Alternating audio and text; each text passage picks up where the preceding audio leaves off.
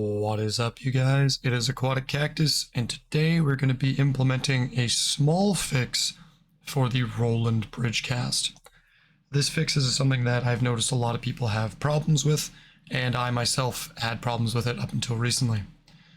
That being said, what you're going to want to do is make sure that under your open sound settings, just right-click your volume icon, choose your output device. Your output device is typically set to system for BridgeCast.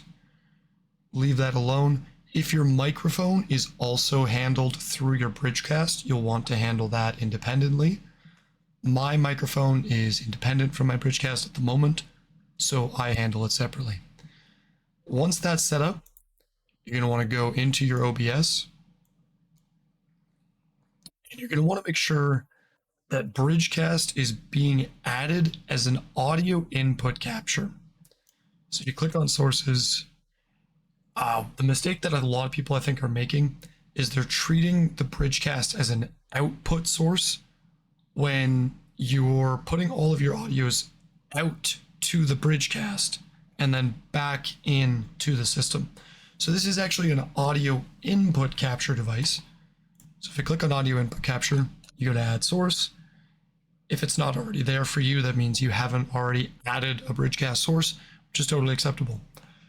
Make a new source, give it a name, add your source, and all you want to do is just make sure that your device, all you want to do is make sure that your device is set to stream by BridgeCast. So your audio input capture is going to capture all of the stream audio that you're sending into it.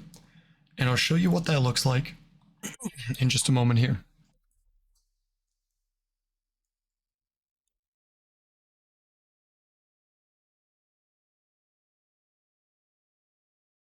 So take this off screen and we'll quickly play some Spotify music, and we'll do something copyright free just so you guys can see.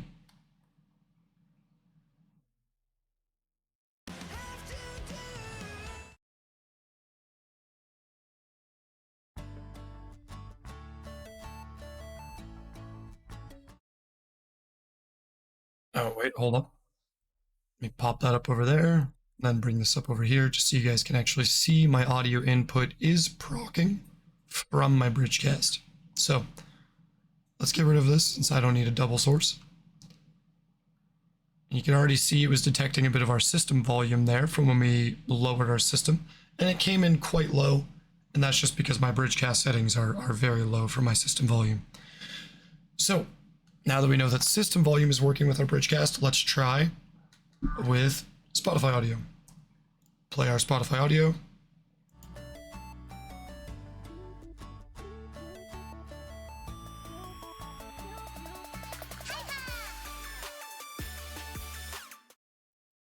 So we can see it coming through there, and right away I'm just going to control it with my knobs.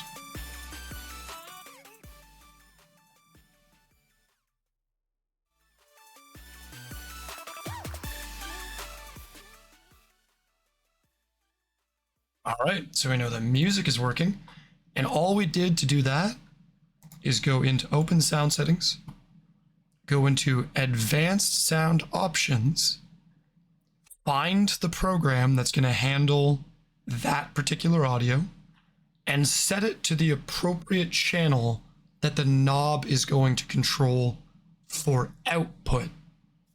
So just to be clear, let me maximize this so you can see.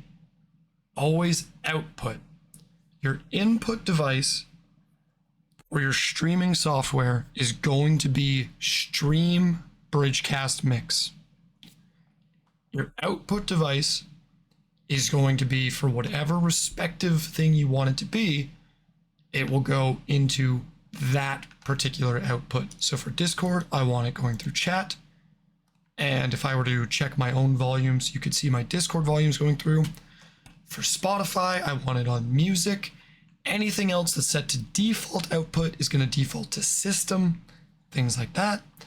That is all controllable now through your knobs, as long as your knobs correspond to this screen So as long as you have a system knob on your Roland BridgeCast, your system volume will be controlled by your system. That's all good to go. And that should be everything you need to do in order to fully set up your Roland BridgeCast. This is not specific to the Roland BridgeCast X.